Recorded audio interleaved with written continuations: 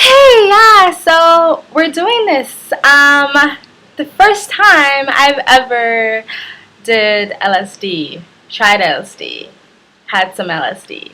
So if you're interested, please stay tuned. Hey guys, welcome back to Live, Love, Life, and Travel. This is your girl Shamika, and if you're new here, welcome. Just to let you know, I do usually upload on the daily and upload my travel videos every Monday to Thursday and my free talk videos on the weekend. So if you're interested, please hit that subscribe button. So as promised, today's Storytime Sunday is going to be about the first time I've ever tried LSD. Before we get started, I have to put the usual warnings or disclaimer. I am not in any way at all supporting the use of drugs. I am not telling anybody to go out and try LSD, try any type of hallucinogens, or try any type of drugs whatsoever. Drugs can have a very extreme negative side effects or damaging to your health, to your life, to the people around you. It kills people. It throws people in jail. People kill themselves.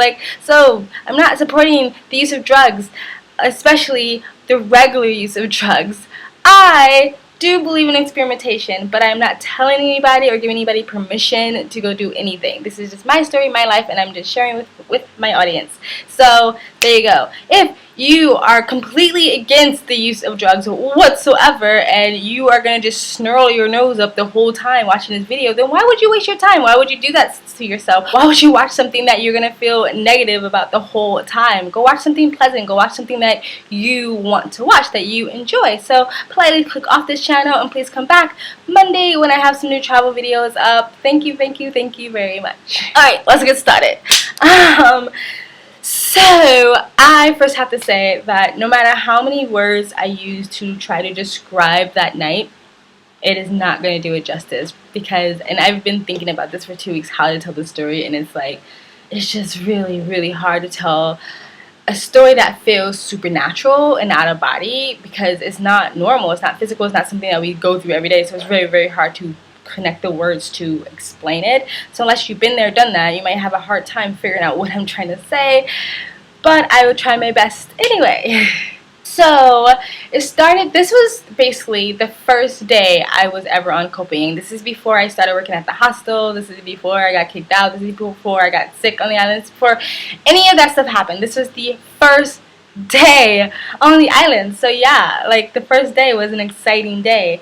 And I went to Copenhagen to spend time with my friend and also to try DMT, which I actually never end up trying. If you don't know what DMT is basically known as a spiritual molecule because DMT is something that we already have in our brains that we release when we're dreaming or near-death experiences. Anyway, that's what science used to disregard near-death experiences anyway. And so it's another hallucinogen, but a lot of people say it's like no other hallucinogen. It's the same. It's the ingredient they use in ayahuasca, basically.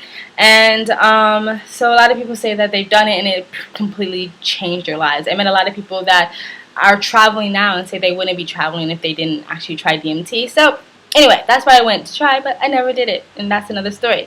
But I did do LSD.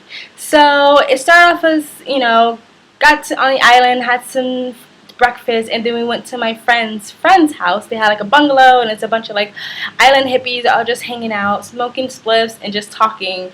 And as the conversation started to really progress, people started talking about LSD. Oh, so-and-so has some LSD. We should try some LSD. Do you want to try some LSD? And I was like, yeah, I'm always kind of down to experiment. And I also have to say, I only experiment with people that I know and trust, and they know the supplier, they know where it's coming from. This is not just me randomly going to someone's house and just sort of taking whatever they handed me. My good friend was there who know these people, who know the person who was supplying the LSD, and because they were talking, So they were talking about how great it is, how amazing it is. They were really hyping it up. So I honestly was prepared to be disappointed because I was like, okay, whatever. It's probably going to be kind of like shrooms or acid. And so they were talking about this woman who has the best LSD mix, whatever, on the island. And we have to get it from her, and she lived a few bungalows away. So she comes over that night this was in the morning time, so it was a few hours later. We explored the island a little bit, had some fun, and we came back, and she came and gave us the LSD, and she was 3 drops, only 3 drops, and we split it amongst 3 people, so it was some strong ass shit. So 3 drops in 2 separate bottles, so she put 2 drops in one bottle and 1 drop in another bottle, and we all split both bottles. And just to be completely transparent, we also did ecstasy, just me and one girl. Actually it was 3 bottles and split for 4 people. It was 2 guys, my friend, his friend, a girl, and me. And so 3 drops for 4 people, and then me and a girl split ecstasy. Yeah, we split an ecstasy pill, and so I guess they call it a candy flip. But the ecstasy wore off way before the LSD wore off. The ecstasy only lasts maybe 5 hours. The LSD lasts like 10, 11 hours. So yeah, anyway. And so we took it, we drank it, we split it, and it's like, I think it's like 45 minutes for it to really kick in, and I started noticing really kicking in when it's this effect that happens, like when someone's hand moves or something. It's like you see every stage of their hand moving. It's like like that, like, if that makes any sense. Or when someone, like, they come like, hey there, and like you can see, like, it almost seems like there's multiples of them or something, and everything starts to slow down, and like pretty colors, and it's almost like some music is playing in the background, and you're like, yeah, kind of like, that's kind of how it started. And you know, we all started kind of looking at each other like, okay, yeah, like I definitely feel something's going on. All of you guys look really funny right now. And before we actually took the LSD, they had a Buddha, like, drape on the side of it. It was like a giant Buddha scarf or whatever, and they hung it up on the side of the porch for privacy. And I remember them telling me, like, as soon as it hits, like, look at the Buddha thing, like, look at it. And as soon as they realized, like, I was basically high, I guess, they were like, Shamika, like, look at the Buddha. And I looked at it, and I was like, get the fuck out of here. Like, I literally thought that they were fucking with me. I was like, you guys have a projector somewhere, and you're fucking with me. The whole Buddha itself was, like, moving like it was a fucking real person, and it was alive. It was sitting in a meditated stance with his legs crossed, but the eyes were open. The eyes were originally closed on the Buddha drape, but the eyes were opening and closing. The facial expression kept changing, and the facial structure kept changing, like almost from masculine to feminine, and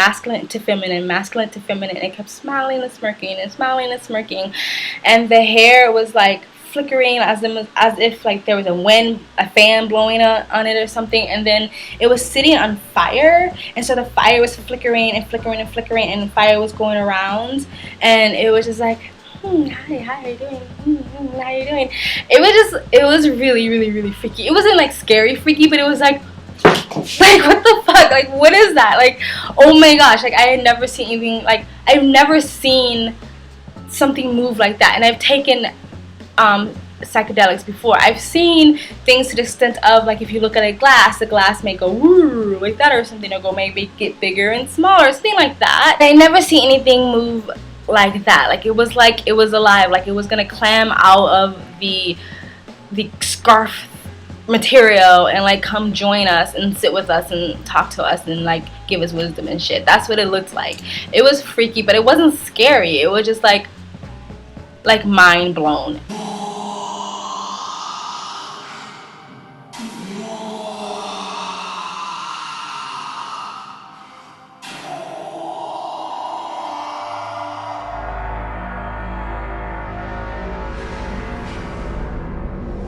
At that for a while, and then the feeling itself was like this intense happiness, but it was like unlike anything else. It wasn't like when you smoke a joint or when you drink some alcohol or anything like that. It was like this intense love, and happiness and love for like everything and everyone. Like I was just telling everyone, like, I love you so much, I love you, I love you, I love you. They had a dog, and I literally tucked that dog's face, and I was telling that dog, like, I love you like 100 times, and the dog is probably like, what the fuck is wrong with this woman? But I was just like, I love you so much, I love you so much, you're so beautiful, don't you know you're so beautiful? And it wasn't like a drunk I love you. Like, we've all kind of had a few, knocked a few back, and like, oh man, you're my best friend, I love you so much. It wasn't like that. It was like, I really felt it. Like, it was like this intense, like, I love everybody in the world, and everyone's beautiful, and everything's beautiful, and you just felt happy, and like, oh, like, it was, everything was just nice. And okay, so I got bored of watching Buddha, yes, but Buddha like literally moved the whole night, the whole time. Every time I looked at it, it was like, hey, I'm still here, yeah, like every single time. And then it was like, also, like, everything moved, basically, everything moved. Like the little bunnies, they had like a mattress outside for people just to hang out, I guess, and they had a cover, and there was like little bunnies on it, and you look down, and little bunnies are jumping around like, hi. And then like they had a tin, like a cookie tin can, you know, those old school tins with the little cookies in it and little white papers. They had soldiers on it, and you look down, and soldiers like marching, and like, so everything was moving, everything was sparkly, everything was fun, everything you looked at was like something new. But it wasn't only when my eyes were open. When I closed my eyes, there was a lot to see too.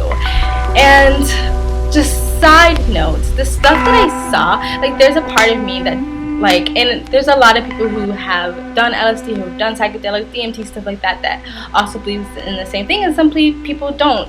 Basically, like, I don't believe everything I saw was necessarily just a hallucination. There was a lot of stuff that I saw was just the drugs and just a hallucination. Like, I don't believe the bunnies were really jumping around or the 10 men were really marching. But there were things that I saw, especially when I closed my eyes. You know, a lot of people do psychedelics to broaden their mind and to just open their eyes to the possibilities that there are other things out there that exist. There are things that are in our reality that we just can't see with our natural eyes. If that sounds too crazy for you, too like hippy dippy spirit, like new age spirituality, I'm sorry, but yeah. So side note, like, this is a year later. I'm telling the story now a year later. This is way after the LSD experience, and before I done LSD, I have never known any of this. The only thing I knew about was the Fibonacci sequence, and if you don't know what the Fibonacci sequence is, very interesting, you should Google it. So a year after the LSD experience, I started getting really into quantum physics and stuff like the Fibonacci sequence and sacred geometry and stuff like that. And again, if you don't know what any of those things is, it's basically like, it's not a very mainstream thing, but there are a lot of reputable scientists and reputable science literature that says that this is not all just a big giant fat coincidence, that this is by design, by some creator. This is created by something. They're not saying there isn't an omnipotent power. They're not saying that it's one God over the other God. They're not even saying it's God. As far as they know, it can be aliens, UFOs, whatever, you know, Transformers. They don't know, but they're saying that the way that this world and a universe and every living thing that's in it is so perfect and so like precise that there's no way that this is all just a big fat explosion, Big Bang fucking accident. If there was a Big Bang, then that Big Bang started for a reason. Something started that Big Bang. Basically, they're saying like it's unscientific to think that it's all a coincidence, that there is something to it, and they use quantum physics and mathematics and stuff like that to sort of prove their point. I'm not a mathematician, so I cannot explain it or articulate the way that they do, but I do suggest that people Google it. Religious and non-religious, it's just really interesting, especially if you are into mathematics and science and stuff like that. And so one of the ways, kind of like the Fibonacci sequence, which is like the golden circle, and basically it's a formula that everything in the world that exists, that is living, makes up this formula, and also the universe, and blah blah blah. It's a lot, and now I'm sidetracking, but part of that is sacred geometry, and you know, like the flower of life and stuff like that. And so I started I started looking into that. And when I started watching programs and looking at what sacred geometry was, it was very fascinating to me, because that's the same shit that I saw on my LSD trip when I closed my eyes. And sometimes I still see the same shapes and stuff like that in geometric forms when I meditate at times. So that blew my mind, because when I closed my eyes, this is what I experienced basically. Like, it felt like every time I closed my eyes, I was on the roller coaster. And the roller coaster was made out of DNA. The double helix DNA that we see in every science or biology book.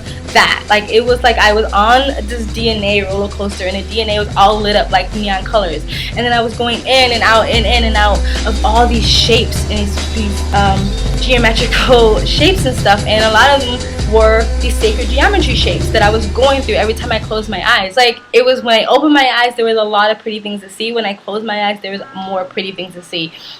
It was pitch black when I closed my eyes. It was like I was in a room. Like, I was literally on a roller coaster made of DNA strands, and I was going through all these ins and outs, through all these geometric shapes and stuff like that. Like, every time I closed my eyes. So that was that. And then I went to the bathroom a few times, and every time I went to the bathroom, like, it was always like an experience. And one time, just to let you know, if you don't know, like, if you take psychedelics, it can very easily turn into a nightmare. It can very easily turn into a horrible experience, very bad. You want to, like, rip your face off or kill yourself with type of experiences. So that is just a warning for anybody who wants to try it. It can be a very bad experience, just as it can be a very good experience. And that's usually with any psychedelics, but you have to go into it with a very good mindset. Like, you have to, I keep looking at my shoe like it's funny. You have to go in there very positive, already very happy. You already have a very good clear headspace, good heart. Like, you can't be traumatizing or contemplating on anything negative. If you go into a situation taking psychedelics and you already think, like, this is going to be bad, I'm going to get scared, I'm going to see something I don't like, this is going to be horrible, I hope I don't get a bad trip, then it's most likely going to happen. You have to be very good, very positivity. And you also have to be surrounded in a good environment, because even if you are positive and you're surrounded by people who are acting a mess, who is acting a fool, who don't really care about you, who don't have your best interests at heart, it can still easily turn into a bad situation. But if you ever take LSD or psychedelics and you find yourself starting to think bad thoughts, just immediately pull yourself out of it. Recognize what's going on and pull yourself out of that situation, because if you let yourself spiral down that dark hole, it's going to be really hard to get up. And like I said, LSD trips last like 10 hours. That's a long fucking time to have a bad trip. So there you go. So there was one particular time where I went to the bathroom and I was sitting on the toilet like and then I looked into the corner of the bathroom, in the dark corner of the bathroom, and I can see something kind of like kind of creeping out of the corner, and I immediately was like, oh yeah, bathroom time, over, and bolted out of the bathroom. As soon as I felt myself going that way, I left that situation. But there was one other particular time that I went to the bathroom, and I think I accidentally astral projected. If you don't know what astral projection is, then just Google it. It's an out-of-body experience. People have used psychedelics before to try to nurse or try to get an astral projection to happen. And a lot of people actually do accidentally astral project, even when they're sleeping and stuff like that, and they just don't realize it, or they thought it was just a dream. If you believe in astral projection, some of the stuff you probably like, this is all made up, and you know, to each his own, whatever. And so I was sitting on the toilet, and I remember, like, all of a sudden, like, I was really focused on the wall for some reason, and then all of a sudden I started seeing like these strips of neon, not neon, but light, like really bright light. You ever watch like something like Indiana Jones or something like that, where they find the golden treasure and then they open up the golden box and the little light comes out? It was like a light like that, and it was like 3 strips of that light coming out, and I was like, what the fuck? And I started like really concentrating on this light, and I started noticing that strips started moving. It was almost like if you watch CNN or something like that, or a debate, and then like the little news strip goes past you on the bottom of the screen. That's how it was. It was like these strips just going by, and you know, two were going one way and one were going the opposite way. and so I started focusing on them closer, and I noticed that there were languages in each strip.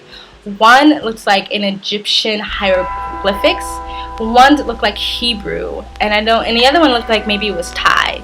And there were different languages in tiny little strips like that, and they were going across and emulating this light coming out of the wall. And I was just like, like, oh my gosh. And I focused on the language because I was trying to be like, what does that say? What kind of language is that?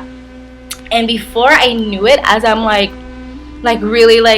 really focused on the wall, like, I felt like my soul, my energy, my entity, or whatever you want to call it, like sucked into the wall. Like, I felt like a pull, like someone like pulled me into the wall, like, but not my body. My body's still there. This is what I felt anyway.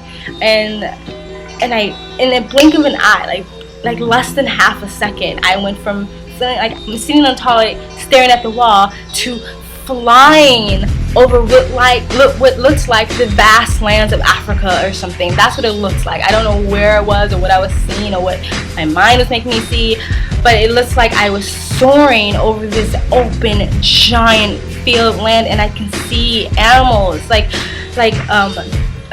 zebra and like buffaloes and giraffe or whatever is in a safari just running. They were in those herds, the migration herds. They were like running, and I remember being like, oh my fucking god, like, oh my god, I'm flying, and I don't know what I looked like. I don't know if I was a bird. I don't know if it was not, like, I don't know. I couldn't see myself, but I was flying. I remember even looking over, seeing like birds, like, hi guys, like, this is fun, and just like being like, oh my god, it was like so beautiful. Like, the grass is so green, and I can see mountains, and I can see the ocean in the far distance, and I can see the sun, and it was like kind of like half rising, half not, like it wasn't fully in the sky, but almost. And it was just, oh my gosh, like, it was so beautiful. And like me as a kid, me now, like, if anybody ever said like what superpower would you ever want, or what kind of animal would you ever want to be, and I always said flying has to be like the most freeing feeling in the world. And that was like, it was the most freeing feeling in the world. And I was just like, oh my gosh, like, wait till I tell the guys, like, wait till I tell them what's happening right now. And it felt like forever, but it also felt like a second, if that makes any sense. Because before I know it, just as I felt like I was getting sucked into like the wall, I got like pushed back into my body. So I went from here to there to like, and I can feel myself being like pushed back, like, oh my gosh, like, what the fuck, like, what just fucking happened. And like I said, I'm open to a lot of things. So I'm open to the idea that it was an astral projection, but I'm also open to the idea that it was just a hallucination, and that it was just my mind playing tricks on me. But it didn't feel like that. It felt fucking real. And I know I've heard other people's stories of astral projection when they were on psychedelics. So, but I'm not against any or, you know what I'm saying? So after that experience, I like immediately shimmied my underwear back up and shimmied my shorts back up, and like half walked, half crawled back to my friends because I was so fucking that I couldn't stand up straight. And so like went back to my friends. I was like, oh my gosh, like, and I like basically told like everybody who would fucking listen to me what just happened, and all of them were like, what the fuck, like, that just never happened to me, like, that's crazy, like, oh my gosh, that sounds like this, like, and so that was crazy. And so the rest of the night was basically, I didn't experience anything like that intensely again. I think the last time I went to the bathroom, I thought I was in a dance club. Like, I remember looking at the shadows, and the shadows went from being kind of scary to me, but I kind of tried to switch it around from being scary to they looked like people dancing in a club, like boom, boom, boom, boom. And then like the lights got getting all pretty, and I was like, I'm in a club. So I was in a bathroom, like on the tall seat, like, yeah, woo, this is awesome. Like if someone came and looked in, I looked fucking crazy.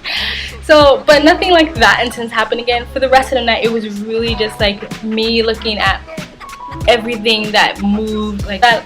The Buddha kept moving to the last drop of LSD wore off. Like it was dependable. Every time I looked at it, it was like, hey, hi.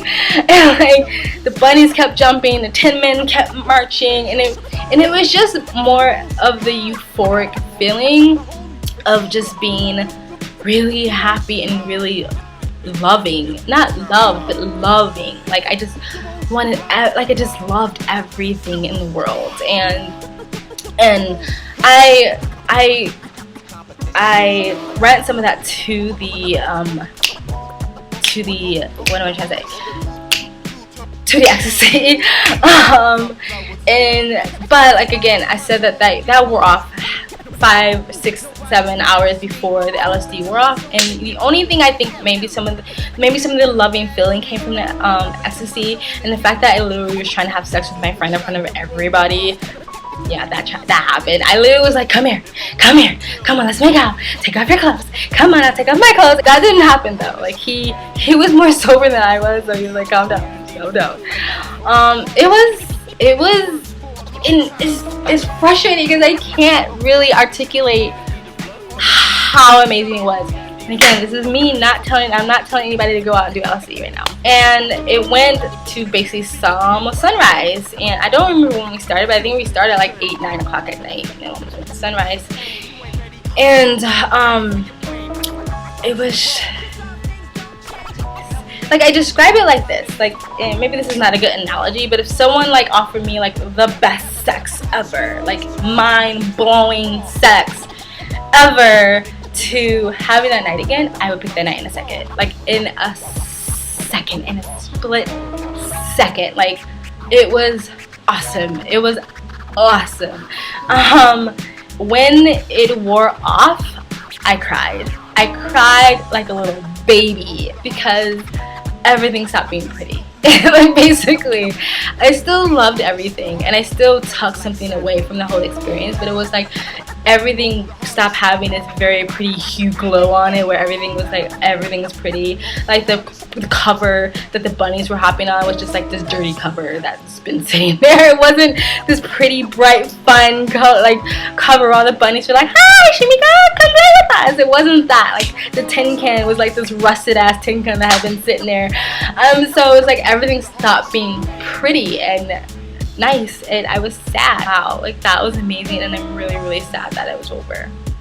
And so that's it. That is my LSD story. I hope it was exciting, or like I hope it was worth the wait. Like I said, I can't really express how it really, really went down, but I can say this, that as many people before me have said after they've done something like this, it did open my mind, it did open my eyes, and it did broaden my mindset. Like I was like, wow, okay, like there's something more to life. And just because like you can't feel it or science hasn't proven it, I feel like it doesn't mean it doesn't exist.